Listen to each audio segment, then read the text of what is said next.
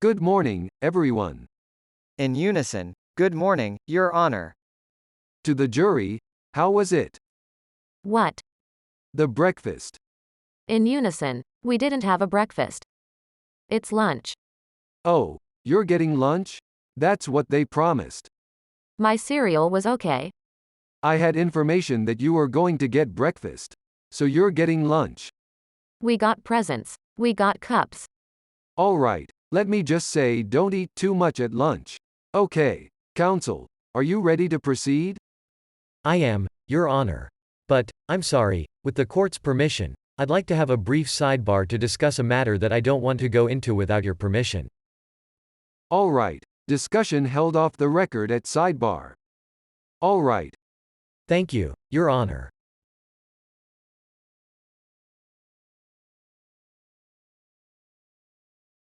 Good morning, Mr. LeGrand.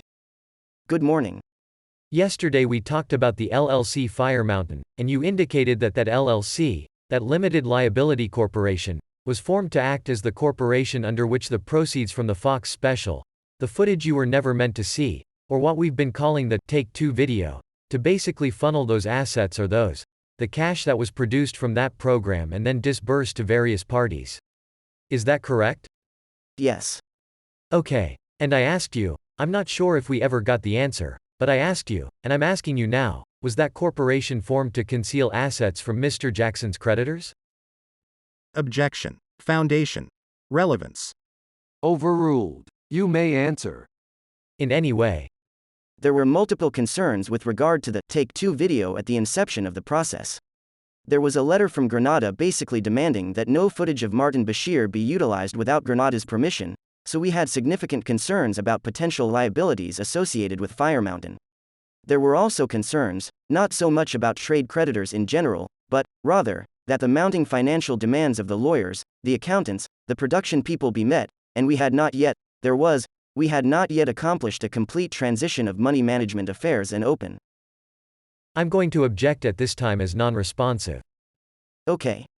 The objection is overruled. I'll allow him to complete his answer. All right. I opened a dialogue with Bank of America and discussed with the bank representatives the relationship of Fire Mountain with Fox, and to my knowledge, there was never a demand of default made by Bank of America with respect to any of their credit protection provisions.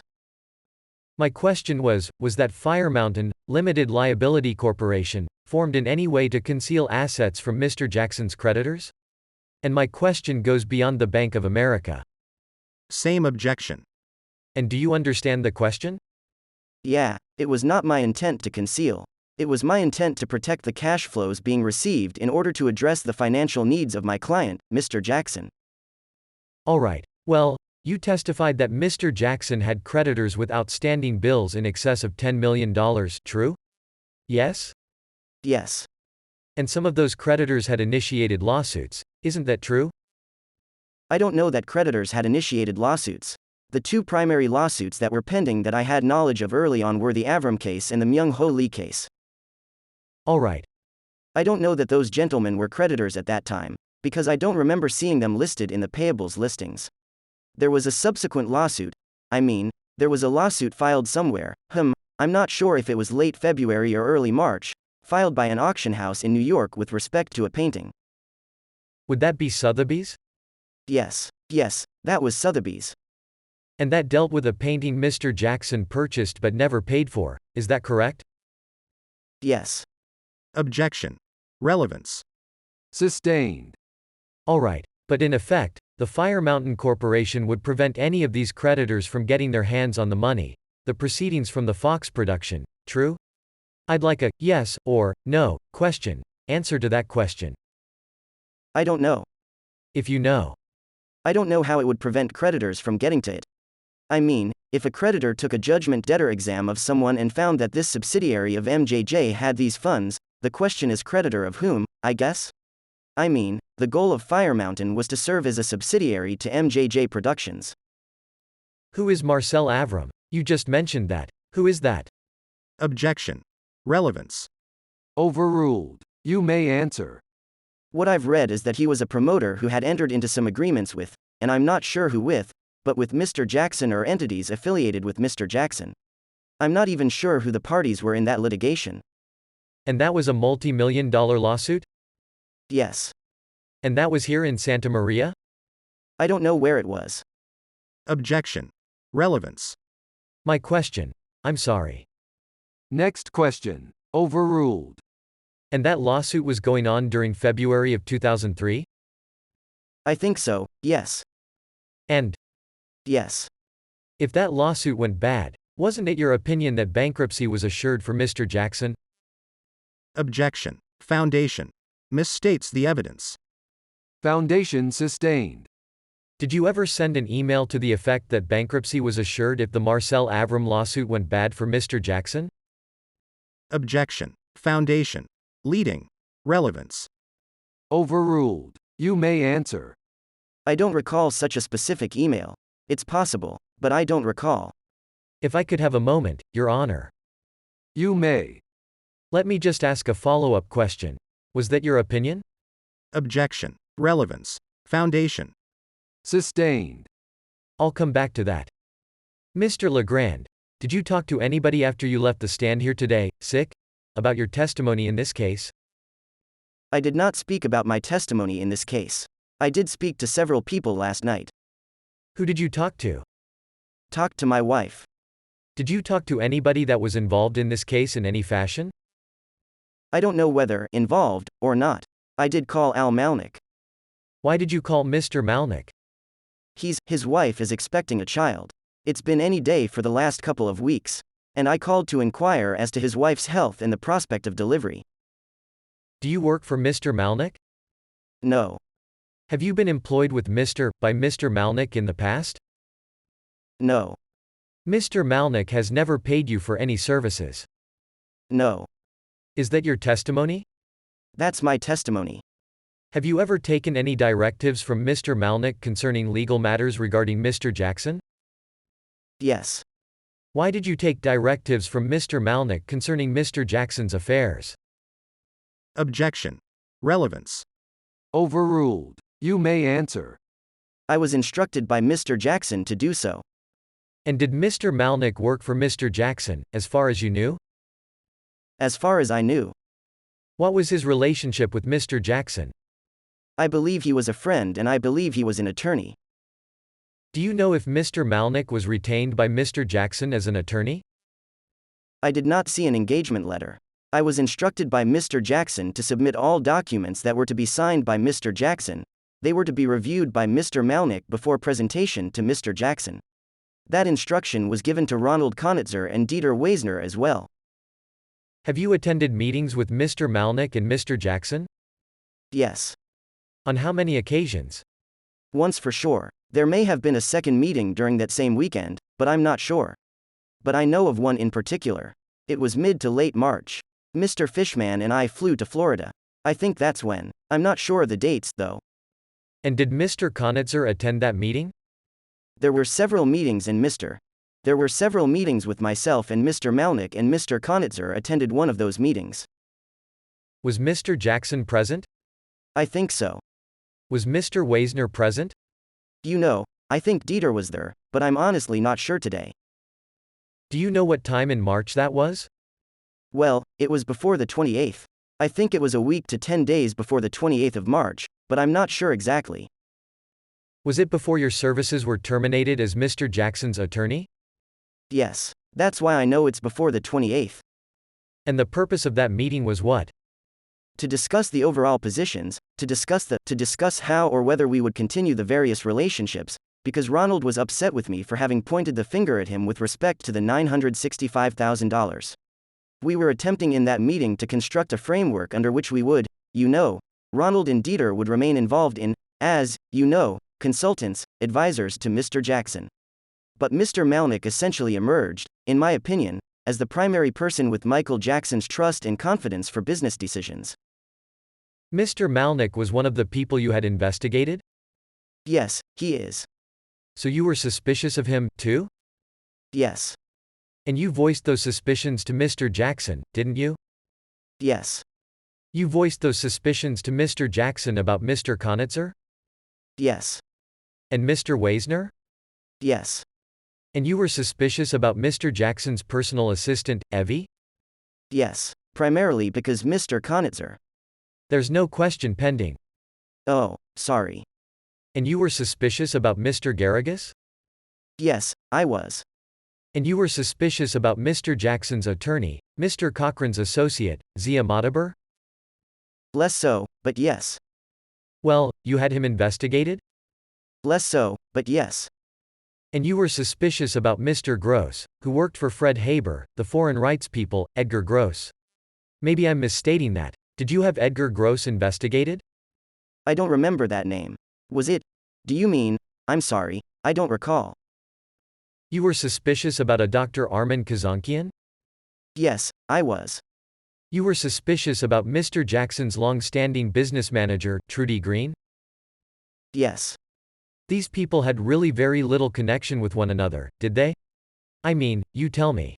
Did they have connection with one another? Objection. Foundation. Sustained. In effect, you had investigated everybody who was within Michael Jackson's inner circle. Isn't that true?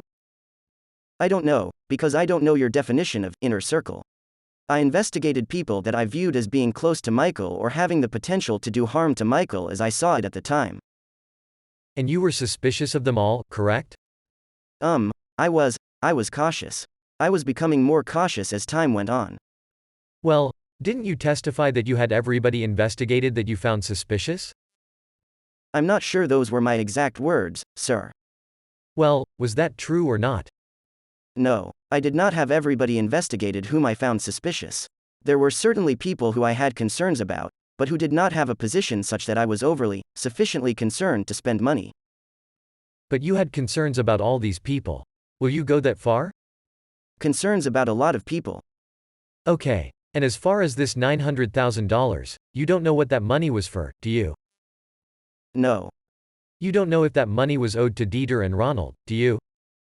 No, I don't. I never saw evidence it was. Right. But you never saw any evidence whatsoever about what that $900,000 was for, did you? No, I never saw evidence of it. You don't know if Mr. Jackson knew about that at the time or didn't know about it at the time, do you, at the time it was disbursed? No, I didn't. So you just pointed the finger with virtually no evidence against these people because of your suspicions. Isn't that fair to say? I discussed the matter with Mr. Malnick, and at his direction prepared the letter. He reviewed the letter, so this was not my independent action. Well, if this was an embezzlement, wouldn't it be an incredibly lame attempt to embezzle money from a trust account of an attorney with a paper trail 1 inch long leading directly to the embezzlers? Objection. Argumentative. Sustained. Would you agree with me that it would be a very poor plan to embezzle money? Objection. Sustained. Would you agree with me that there was never any attempt to conceal that money went from the trust account to Mr. Weisner and Mr. Konitzer? Objection. Misstates the evidence and foundation. Overruled. You may answer. Do you want that question read back? I believe that. I'm going to. Objection. He's cutting off the witness, Your Honor. Sustained. Let the witness answer the question. All right. I believe that Mr. Konitzer was unhappy that Mr. Finkelstein gave me that accounting. Would you agree that there was never any attempt to conceal that those monies went from that trust account to Mr. Weisner and Mr. Konitzer? Yes or no? Objection. Foundation and misstates the evidence. Overruled. You may answer.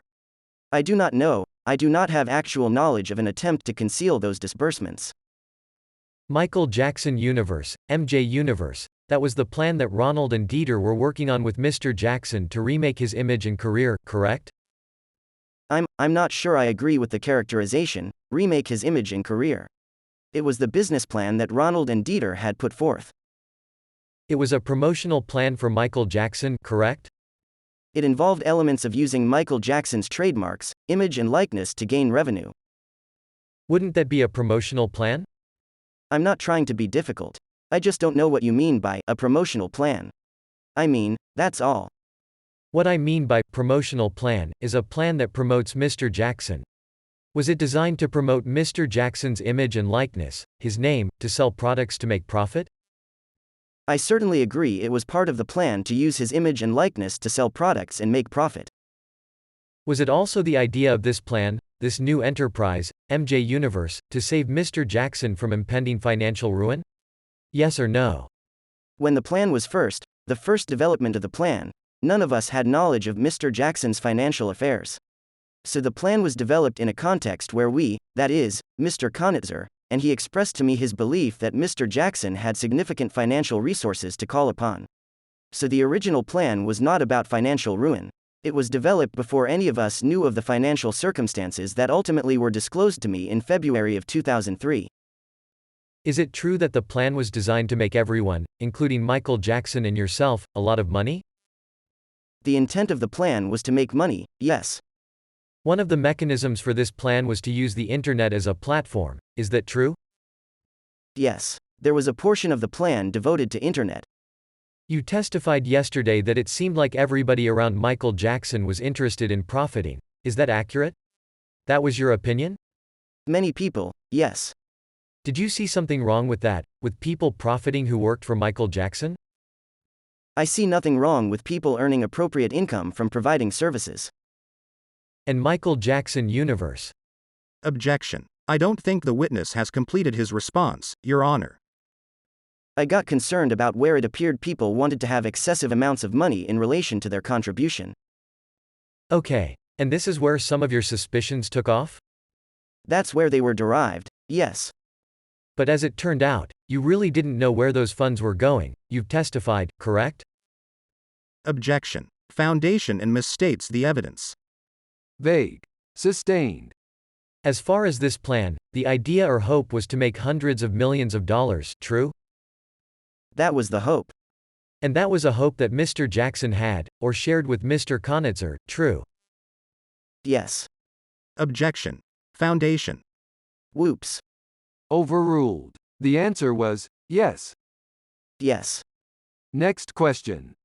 And Mr. Konitzer, from your point of view, had a genuine interest in the success of Michael Jackson, both for his own benefit and for the benefit of Mr. Jackson.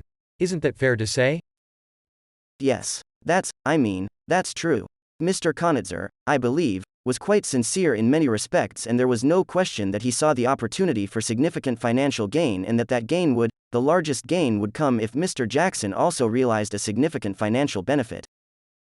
If this plan took off, Mr. Konitzer had a very legitimate hope of earning millions and millions of dollars, true? Yes. But I'll also tell you that both Mr. Malnick and I were very skeptical about Mr. Konitzer's plan.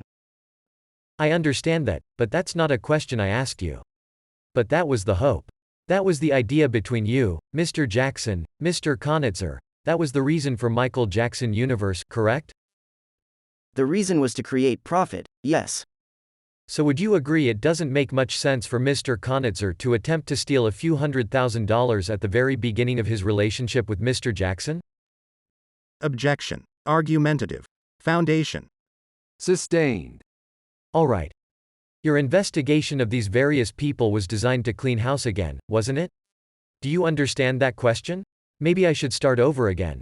You're aware that Mr. Jackson had just cleaned house. He just fired all the people he had been working with for years, including some he hadn't worked with for very long? Objection. Foundation and misstates the evidence. I'll simplify the question. Okay. You're aware Mr. Jackson had just cleaned house by firing a number of his associates and close employees, correct? You've testified to that? No, I don't think I did. What employees were terminated? Well, people that worked for Mr. Jackson. I don't mean to quibble about semantics. Mr. Branca was fired, correct? I'm not aware he was ever an employee of Mr. Jackson. I believe he's an attorney who was providing services to Mr. Jackson. Yes, his services were terminated during this process. Are you saying that Mr. Branca was never employed by Mr. Jackson in any fashion? No, I'm saying he was not a W-2 statutory employee, which is the sense in which I'm used to using the term. I don't mean to be difficult, but, my background is corporate law, and employee means something very specific to me. Okay, when I'm asking questions, just so you know, I'll be asking them in the common lay term, not in any technical sense. When I say employee, I mean he worked for him, he was paid by him. Objection. Argumentative and vague. Object to the colloquy. Counsel, I don't think you can ask this person to accept your definitions. You need to know how he defines various corporate terms. And I appreciate that. I'm just trying to clarify it. And that'd be helpful to the jury, I'm sure, if they knew that too. But you, just as an instruction from me. Sure. You need to find out how he defines them, not tell him how to define them. Okay. All right. So you would agree with me that Mr. Branca worked for Mr. Jackson, was paid for by Mr. Jackson, correct? He received money from Mr. Jackson for services, true? I believe the Zifrin law firm received compensation from Mr. Jackson for legal services, yes. Do you think Mr. Branca ever received any of those monies for work that he performed? I believe Mr. Branca was paid by his firm, yes. All right. And Mr. Jackson, sick, was one of the people he fired when he was cleaning house, true? Yes. As was Trudy Green? Yes. Okay, so we went through the list. I don't need to go through it again. But wasn't it your desire, in preparing this investigative report or ordering this investigative report on Mr. Jackson's inner circle, to become a trusted associate of Mr. Jackson to the exclusion of the people that you were having investigated? I don't believe that was my intent. It was my intent to gain knowledge about the people who were involved. For example, with respect to Mr. Malnick, I had no intent to eliminate him from Mr. Jackson's circle. I had much greater concerns about Mr. Konitzer and Mr. Weisner than, say, for example, Mr. Malnick. But at the same time, I felt it appropriate, granted the history, to have greater knowledge about these people. You know, there's an aphorism, knowledge is power. And I felt it appropriate, and my colleagues, Mr. Joss, my partner, Mr. Gibson, concurred in those iterations. Objection. Non-responsive. Objection. He cut off the witness. Sustained. I'll allow him to complete the answer. Do you want part of your answer read back, so you know where you were, or? Well, I'd just like to say that I and my partner called for those investigations. It was not simply my intent that was ruling. I was consistently, daily communicating with a number of lawyers who, as a group, were providing services to Mr. Jackson. And the decision to have those investigations done was not my unilateral decision. You said, knowledge is power. Wasn't this an effort to obtain more power? Absolutely, for Mr. Jackson to be empowered. Okay, let me ask you a couple of questions, a couple of background questions.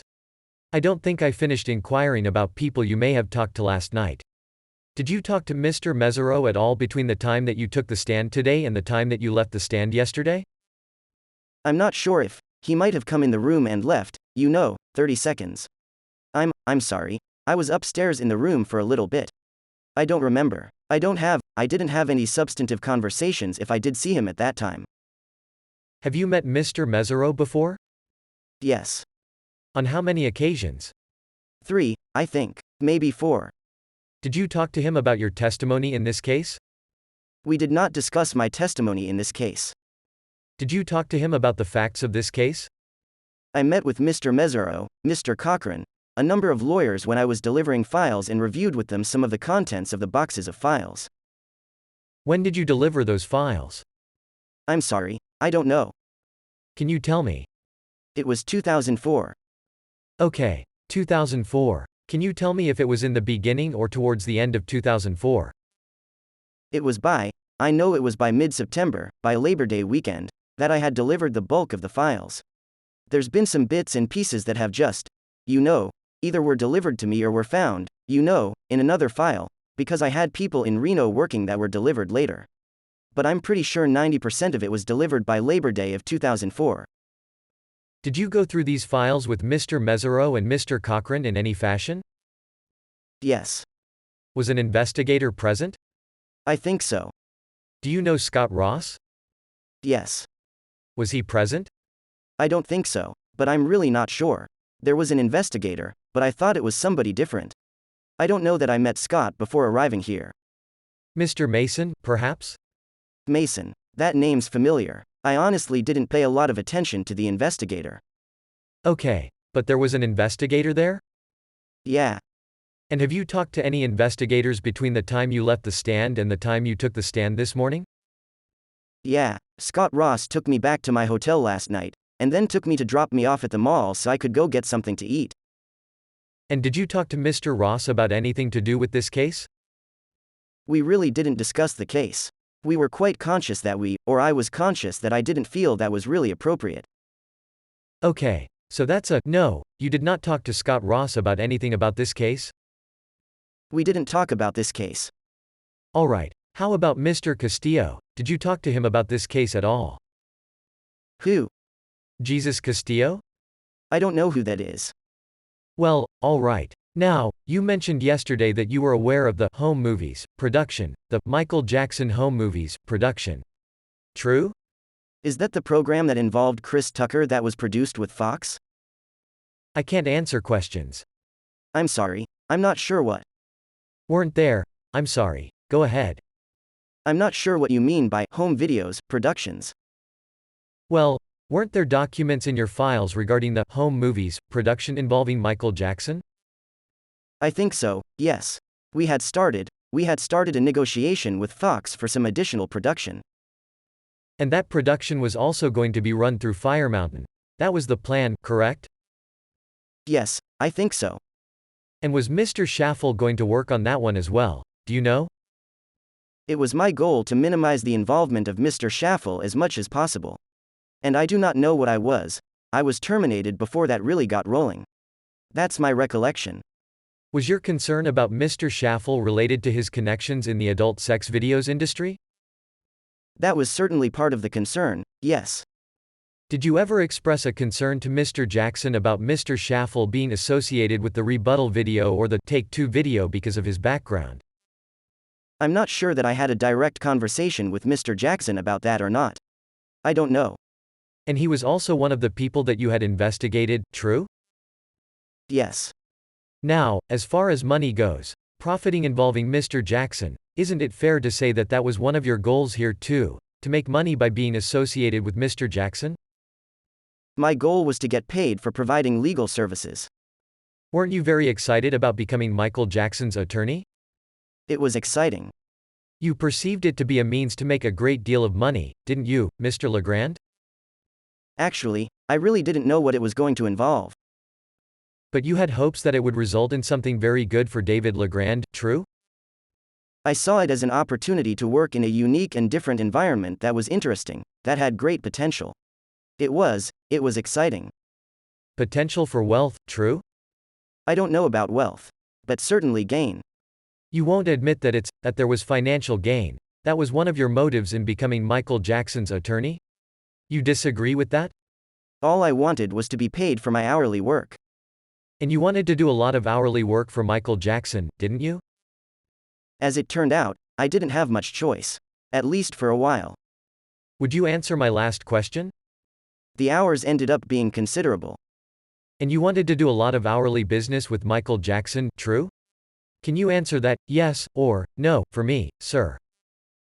It's very hard to answer, yes, or, no, because it really wasn't formulated in my mind that way. Mr. LeGrand, didn't you communicate to Mr. Konitzer that you were worried about getting paid for your services and being first in line for money? I was concerned about that, yes. And as early as February 11th, you had expressed that concern to Mr. Konitzer that you wanted to be paid? Yes. And when we say, my firm. Your firm. Yes. That's fair. And Mr. Konitzer asked you to calm down about that, didn't he? Yes, he did. And he said, don't worry, you'll be first in line, true? Yes, he did. And he did that through email, correct? He also said it to me. And you did a considerable amount of communication with Mr. Konitzer through emails, true? Yes. And if your file is complete, then all of those emails should be in it, shouldn't they? If you mean that a file comprising the totality of my work involving Mr. Jackson would include the emails to Ronald Konitzer, the answer is yes. And my last question was, if your file that you turned over did not include emails such as that, it would not be complete, true? I think that follows logically. Alright, did you remove any emails from your file prior to turning it over to Mr. Mesereau and Mr. Cochran? I don't remember removing any emails. I don't remember removing any documents from the files. You can conceive of it, though? No, I really didn't even personally prepare the files. Staff did. I really wasn't directly involved in the file production process. Is 702-222-2520 the direct line to your office at Hale Lane? Yes, it was. Did you have a cell phone at that time? Yes. And what was that number? 702-218-6736. At some point in time, Mr. Garrigus came into the picture. Do you remember when that was? First week of February 2003. Is that when you first met Mark Garrigus? Yes. And Mr. Garrigus is a criminal attorney? Yes. And who introduced you to Mr. Garrigus? I believe it was Ronald Konitzer who selected Mr. Garrigus to be interviewed. Was there an interviewing process going on to find a criminal attorney at that time? Yes. And can you explain why? Well, let me back up. Was it perceived that some criminal conduct might be alleged against Michael Jackson at that time, and therefore a criminal attorney should be retained? Objection. Foundation. Relevance. Overruled. I'm sorry, what was the question? I'll ask to have it read back. I'll have the court reporter read it. And can you explain why? Well, let me back up. Was it perceived that some criminal conduct might be alleged against Michael Jackson at that time, and therefore a criminal attorney should be retained? The press outcry was such that, and the calls for investigation, calls for removal of his children were such that I and the other lawyers agreed it was appropriate to have a criminal attorney in California to address any possibilities of that kind. Okay, so the answer to that question would be, yes. I think I've answered it. My question is, so the answer to that question would be, yes. Yes, we were concerned about possible criminal investigation resulting from the video, the Bashir video. There were people, you know, calling for investigation. Who? Well, let me phrase that differently. Who was in charge in terms of the legal advice provided to Mr. Jackson at that time? We're talking about the beginning of February. You, Mr. Garrigus? Who was running the show there? Objection. Foundation. Sustained. Okay. What exactly was Mr. Garrigus? Do you know what Mr. Garrigus was tasked with at the time he was retained? What he was asked to do? I know that we asked him to attempt to ascertain if any criminal investigation had been commenced, and if there was any child custody removal efforts being commenced. That would be a family law matter, wouldn't it? I guess it's more family than criminal, yes. Do you know who Brad Miller is? I believe he's an investigator that works or worked, was engaged by Mr. Garrigus's firm. Did you ever meet Brad Miller? You know, I don't know. I might have. Where might you have met Brad Miller? Mr. Garrigus's office. Did you meet with Mr. Garrigus in his office? Yes. More than once? I think so, yes. How many times did you meet with Mr. Garrigus, either in his office or elsewhere? Maybe 4 or 5 times. 4 or 5 times? I think so. Did you ever communicate with Mr. Garrigus by email? Yes. Do you know where those emails are? Not specifically, no. Did you give those emails to Mr. Mesereau and Mr. Cochran? I think so. Did you ever talk to Brad Miller on the phone? I don't know, it's possible. Do you know what Brad Miller was retained by Mr. Garrigus to do? Not really. I know that it had to do with the Arvizos, but I really don't know in detail what Brad Miller was asked to do. Do you know who Asaf Vilchik is? Who? Asaf Vilchik? I don't think I've heard that name before. I'm going to have trouble with this next one. Can you tell me if you've heard of the name Johnny Majidich, something of that nature? That name does not ring any bells, sir. Have you ever heard of a private investigator referred to as Johnny in the Sky? No, sir, I don't think so. It's the sort of thing one might remember, but I don't have a recollection of that one. Okay, now, I want to come back to this rebuttal film or the Take Two video. You participated in getting, or I should say preparing, releases for the entire Arvizo family, correct? Yes. And who asked you to do that? Maybe I'm making an assumption there. Did you do that on your own, or did somebody else ask you to do it? I don't really know. I know it needed to be done, but I'm not sure whether it was, you know, Lackman Productions, Mark Schaffel, or who it was. The consents and releases started with Debbie Rowe, and then we just started thinking, oh, well, we need releases for everybody that might be in this video.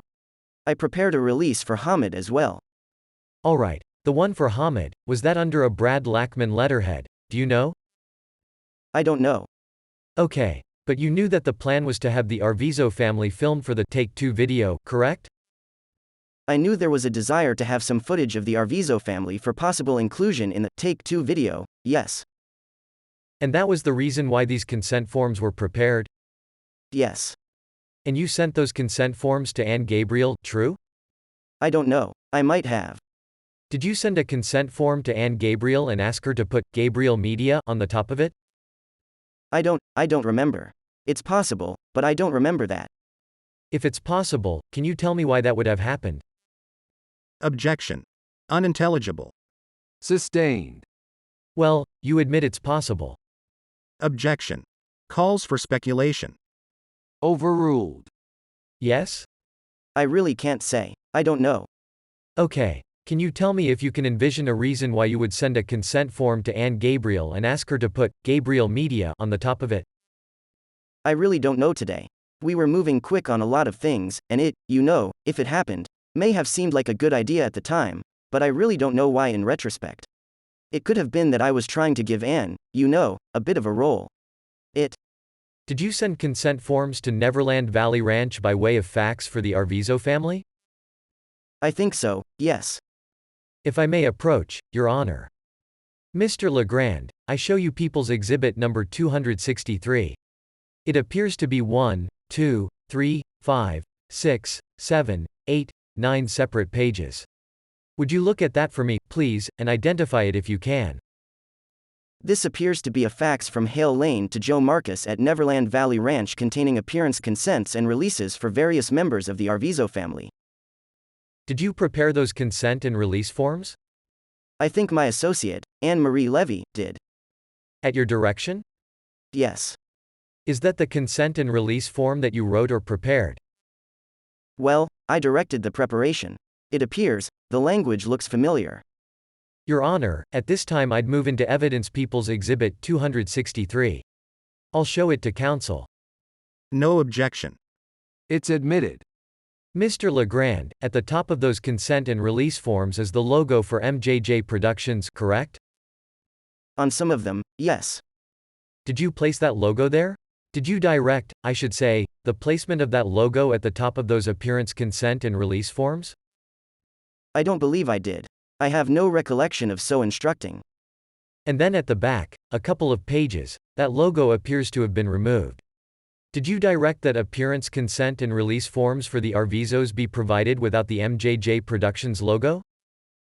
I don't recall instructing that they be presented in one form or the other. If your file was complete, Mr. LeGrand, then it should have had that fax and those releases in it, true? If the files of my firm were complete, it should be in there. And if it wasn't in your file, can you explain that? Objection. Foundation. Calls for speculation. Overruled. You may answer. No, I can't explain it. That portion of the file was kept by Anne-Marie Levy. She was her services at my firm were later terminated. Is there any reason why Anne-Marie Levy would go through the files and remove those documents, as far as you know?